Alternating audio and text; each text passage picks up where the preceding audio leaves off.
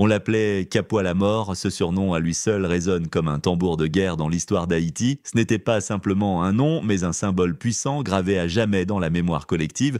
Derrière ces trois mots se cache l'image d'un homme dont le courage et la détermination ont défié toutes les limites humaines. Capua la mort, de son vrai nom François Capua, fut l'un de ces héros que la peur ne pouvait atteindre. Soldat de la guerre d'indépendance, il s'illustra par des actes de bravoure qui dépassaient l'entendement. Ce surnom légendaire lui fut attribué sur le champ de bataille lorsqu'au cœur des combats les plus sanglants, il avançait sans jamais reculer, même sous une pluie de balles et de boulets de canon. Ses compagnons disaient qu'il semblait dialoguer avec la mort et que la mort elle-même hésitait à l'emporter.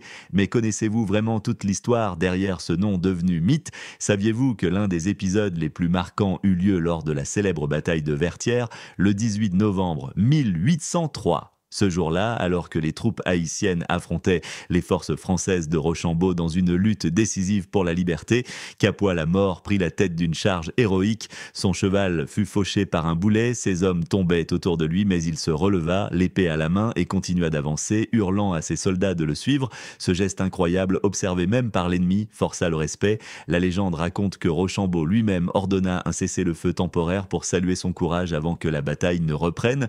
Ce jour-là, Capua la mort ne gagna pas seulement une victoire militaire, il grava son nom dans l'éternité. Aujourd'hui, nous allons ensemble plonger au cœur de cette histoire, explorer les origines de cet homme, comprendre ce qui l'a poussé à risquer sa vie à chaque instant et découvrir les vérités que l'école ne vous a jamais racontées. Préparez-vous, car derrière la figure héroïque se cache un être humain de chair et de sang porté par un rêve plus grand que lui, voir son peuple libre coûte que coûte. Partie 1, origine et jeunesse, François Capua, que l'histoire retiendra sous le nom de Capua la mort, vit le jour dans le nord d'Haïti à une époque où l'île était encore sous domination française et connue sous le nom de Saint-Domingue. La colonie, alors considérée comme la plus riche des Antilles, reposait sur un système esclavagiste brutal où la majorité de la population, composée d'hommes et de femmes réduits en servitude, subissait chaque jour l'oppression et la violence. Issu d'un milieu modeste, Capua grandit au contact direct de cette réalité dure et implacable. Très tôt, il développa une force physique remarquable, mais surtout une volonté farouche de ne jamais plier devant l'injustice. Ce n'était pas seulement un garçon courageux, c'était un esprit libre, animé par un profond désir d'émancipation, bien avant que le mot liberté ne devienne le cri de ralliement des insurgés. Dans son enfance, il observait les allées et venues des colons, les patrouilles armées et les châtiments infligés aux esclaves révoltés. Ces images forgèrent en lui une détermination inébranlable. Un jour, il contribuerait à briser ses chaînes. Ses proches racontaient qu'il n'hésitait pas à se dresser face à des adversaires plus forts ou plus nombreux, comme si la peur n'avait jamais trouvé place dans son cœur. Ce tempérament intrépide allait, quelques années plus tard, le propulser au cœur des plus grandes batailles de l'histoire d'Haïti. Mais déjà, dans les ruelles et les plaines du Nord, Capua se préparait, sans le savoir, à devenir l'un des plus grands héros de la lutte pour l'indépendance. Partie 2, les premiers combats. La révolte générale des esclaves, déclenchée en août 1791, marqua un tournant majeur dans l'histoire de Saint-Domingue.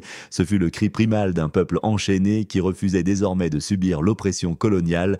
Au cœur de cette tempête, un jeune homme du Nord, François Capua, ne tarda pas à répondre à l'appel de la liberté. Capua, alors dans la fleur de l'âge, s'engagea avec une énergie et une détermination hors du commun. Très vite, il devint une figure incontournable des rangs des insurgés. Ses compagnons racontaient qu'il n'était pas seulement un guerrier redoutable, mais aussi un leader naturel capable de motiver et d'unir les hommes autour d'un même objectif, la libération totale du peuple haïtien.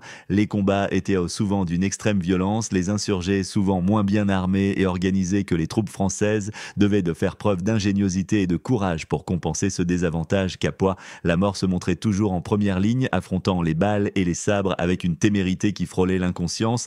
Ses compagnons disaient qu'il avait une aura presque surnaturelle qui galvanisait ceux qui l'entouraient. Les batailles se succédaient dans les forêts épaisses, sur les collines escarpées et dans les plaines brûlantes. Chaque victoire était chèrement acquise, chaque défaite un coup dur, mais Capua ne reculait jamais. armée. Il partageait la vie rude de ses soldats, dormait à même le sol, mangeait la même nourriture frugale et subissait les mêmes privations. Cette proximité renforçait son autorité et son respect auprès des combattants. Parmi les nombreuses actions qu'il mena, certaines firent particulièrement parler d'elle. On raconte qu'à plusieurs reprises, malgré des blessures graves, il refusa de quitter le champ de bataille. Une fois, son cheval fut tué sous lui par un boulet, mais il se releva, continua à combattre à pied et mena ses hommes vers la victoire. Ces épisodes forgèrent peu à peu la légende de Capois la mort, un homme que la mort elle-même semblait fuir. Cette période de combats incessants fut également marquée par les alliances complexes, les trahisons et les négociations entre différents chefs insurgés, ainsi qu'avec certains officiers français tentant d'affaiblir le mouvement révolutionnaire. Mais Capois, fidèle à ses principes, resta inébranlable dans son engagement pour la liberté totale, sans compromis. Grâce à sa bravoure, sa discipline et son charisme, il gagna la confiance des chefs militaires comme Toussaint Louverture, Jean-Jacques Dessalines et Henri Christophe. Il voyait en lui un homme capable de mener des troupes dans les combats décisifs qui allaient bientôt sceller le destin de l'île. Ainsi, les premiers combats de Capois furent bien plus qu'une simple série d'affrontements. Ils furent l'épreuve de feu qui transforma un jeune homme du Nord en un héros national. Mais ce n'était que le début. Le moment le plus célèbre de sa vie allait arriver, un moment où son nom serait gravé à jamais dans l'histoire lors de la bataille légendaire de Vertières. Partie 3, la bataille de Vertières. Le 18 novembre 1803, la bataille de Vertières s'engagea comme le dernier acte décisif de la guerre d'indépendance haïtienne. Cette bataille allait sceller le destin d'une île entière et marquer l'histoire mondiale car elle représenta la fin de l'esclavage et la naissance de la première république noire indépendante. Au cœur de cette lutte titanesque, un homme allait se distinguer par son courage inégalé, François Capois, surnommé Capois la mort. Le champ de bataille, situé au sommet d'une colline stratégique, était défendu par des soldats haïtiens épuisés mais déterminés face à une armée française commandée par le général Rochambeau, experte, mieux équipée et résolue à reprendre le contrôle. La tension était à son comble. Capois la mort, alors commandant de l'une des unités d'élite, prit la tête d'une charge audacieuse. Monté sur son cheval blanc, il s'élança avec ses hommes, criant des ordres et des encouragements, galvanisant chaque soldat à se surpasser. Sous une pluie de balles et de boulets de canon, son cheval fut touché mortellement et s'effondra. Mais loin de s'arrêter, Capois tomba au sol, se releva et continua la charge à pied, brandissant son épée comme un symbole invincible de résistance. Ce moment resta gravé dans les mémoires. Les témoins racontent que même les soldats français, impressionnés par cette démonstration de bravoure, mirent un instant leurs armes en pause. Le général Rochambeau, admiratif, ordonna un cessez-le-feu temporaire afin de saluer ce courage exceptionnel. Cette pause inattendue au milieu d'une guerre sanglante symbolisait à elle seule la force et la dignité du combat mené par Capois et ses compagnons. Mais la bataille reprit aussitôt, plus féroce que jamais. Grâce à cette charge héroïque, les troupes haïtiennes parvinrent à repousser l'ennemi et à reprendre l'initiative. La victoire de Vertières ouvrit la voie à la proclamation de l'indépendance d'Haïti le 1er janvier 1804, mettant fin à plus de 3 siècles d'oppression coloniale et d'esclavage. Capois, la mort devint un symbole vivant de cette liberté arrachée au prix du sang et du sacrifice. Son nom traversa les générations, célébré dans les chansons, les récits oraux et les livres d'histoire. Pourtant, malgré sa renommée, l'homme derrière la légende resta humble, fidèle à ses racines et à ses compagnons d'armes.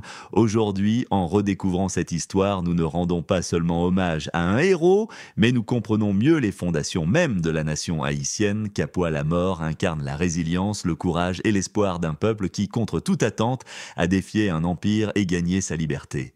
Partie 4, l'héritage et la mémoire de Capois la mort. Après la victoire éclatante à Vertières et l'indépendance d'Haïti proclamée en 1904, François Capois, connu sous le nom de Capois la mort, devint une figure emblématique de la nation naissante. Mais au-delà de son rôle militaire, son héritage s'inscrit dans la construction d'une identité fière, fondée sur la liberté conquise au prix de luttes sanglantes. Dans les années qui suivirent, Capois la mort fut célébré non seulement comme un héros de guerre, mais aussi comme un symbole de résilience face à l'adversité. Son courage inspira des générations d'Haïtiens qui virent en lui l'incarnation même de la détermination nécessaire pour surmonter les épreuves. Les écoles haïtiennes, bien que parfois limitées dans leurs enseignements, commencent aujourd'hui à intégrer davantage l'histoire de Capois et de ses compagnons d'armes dans leurs programmes, redonnant à ces figures historiques la place qu'elles méritent. De nombreuses statues, places et rues portent son nom à travers Haïti, rappel constant de son sacrifice Mais au-delà des monuments, c'est dans le cœur des Haïtiens que Capois-la-Mort demeure vivant, dans les chansons traditionnelles, les contes transmis de génération en génération et dans cette fierté collective d'avoir été le premier peuple noir à obtenir son indépendance. En se souvenant de Capois-la-Mort, nous célébrons aussi les valeurs qui l'ont guidé, le courage face à la peur, la foi en un avenir libre et la volonté indomptable de changer le cours de l'histoire. Partie 5, l'homme d'hier, l'inspiration d'aujourd'hui.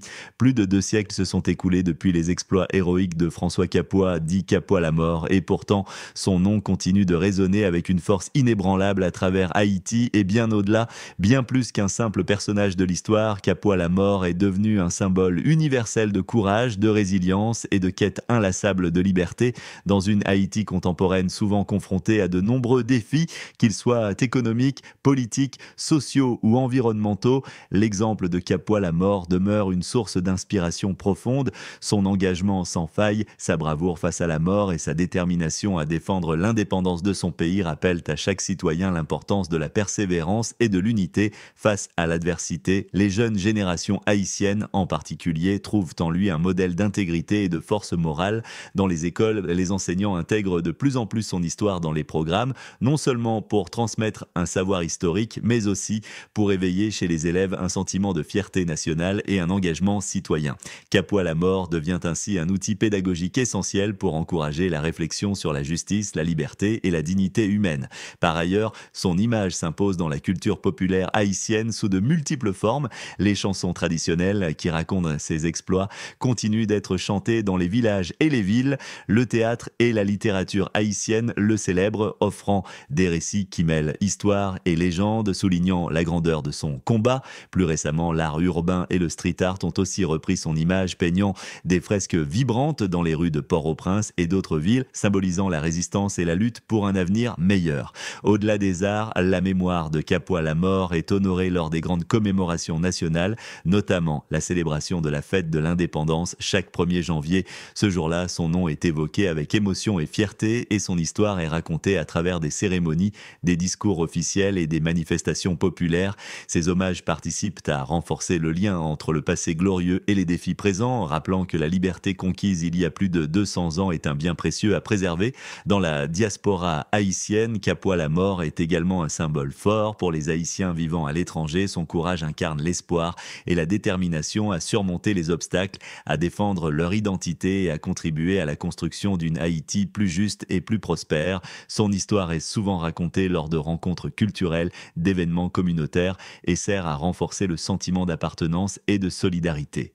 Enfin, Capois-la-Mort inspire non seulement Haïti, mais aussi les mouvements de justice sociale et de libération dans le monde entier.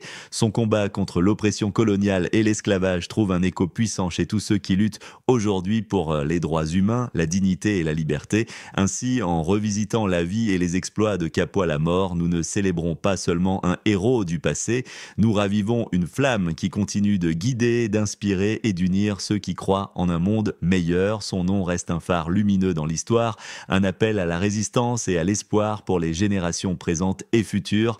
L'histoire de François Capois, plus connu sous le nom de Capois-la-Mort, dépasse largement le cadre d'un simple récit militaire ou d'une page d'histoire haïtienne. Elle incarne la force indomptable d'un homme et d'un peuple qui ont refusé de se soumettre à l'injustice, au joug colonial et à l'esclavage. Par son courage inébranlable, Capois-la-Mort a non seulement marqué la guerre d'indépendance, mais il a aussi laissé un héritage durable qui continue de nourrir la fierté et l'identité haïtienne. À travers ses exploits, nous découvrons une leçon intemporelle. La liberté n'est jamais acquise sans lutte ni sacrifice. Son exemple nous invite à nous dresser face à nos propres défis avec détermination et foi en un avenir meilleur. Il nous rappelle que parfois, la grandeur d'un homme se mesure à sa capacité à affronter la mort sans jamais fléchir. Aujourd'hui, alors que Haïti et le monde font face à de nouvelles épreuves, l'esprit de Capois-la-Mort demeure un phare qui éclaire le chemin de ceux qui veulent bâtir un futur juste, libre et digne. En honorant sa mémoire, nous nous engageons à transmettre aux générations futures le courage, la résilience et l'espoir qui ont fait de lui une véritable légende. Que cette histoire vous inspire autant qu'elle inspire tous ceux qui rêvent de liberté et de justice, parce que le combat de Capois-la-Mort est aussi le nôtre aujourd'hui et toujours.